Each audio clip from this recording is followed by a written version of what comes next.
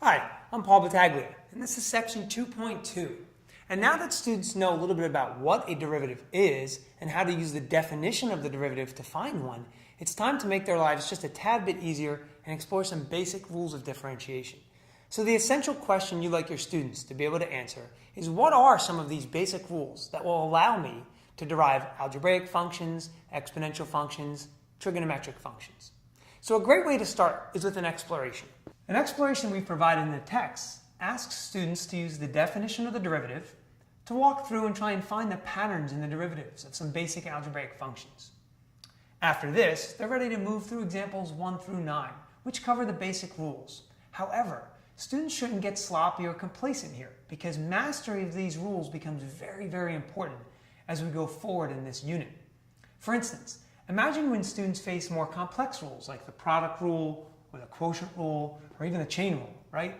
That would be kind of hard to navigate if we hadn't mastered these more common basic rules. Now, after we've covered examples 1 through 9, example 10 is a great example of how students can apply some of these differentiation rules. It deals with rates of change, and it does deal with position and velocity and acceleration.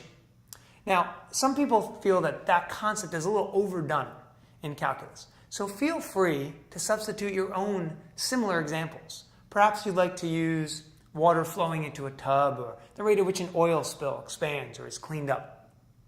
In either of these cases, though, remember to still emphasize units, right? We need to make sure that students are knowledgeable about when to use units in the right context.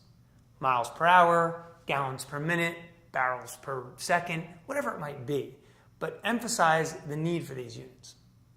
Now, a nice ending to this section comes with example 11, but I might supplement it a little bit with a part D and ask students, how high does a diver go? There's a couple things we could do with this example.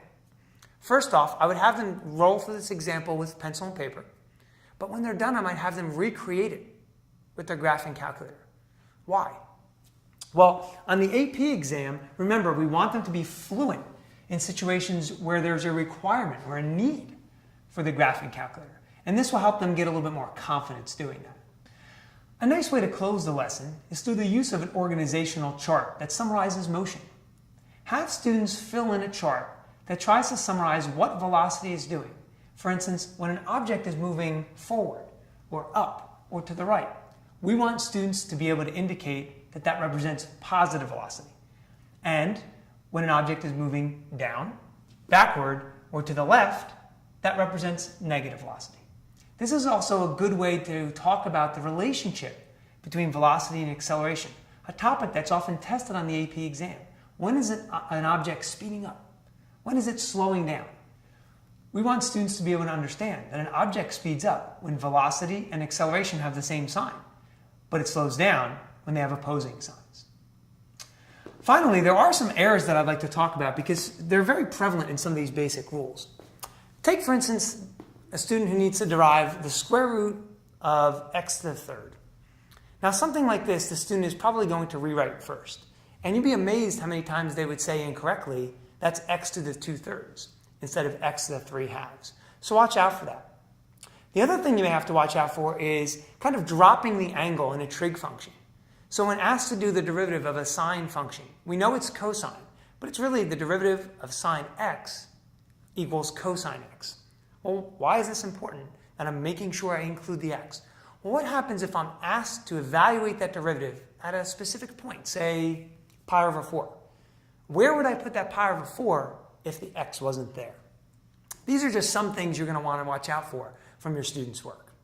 I hope these tips have been helpful. I'm sure you'll find much success in section 2.2.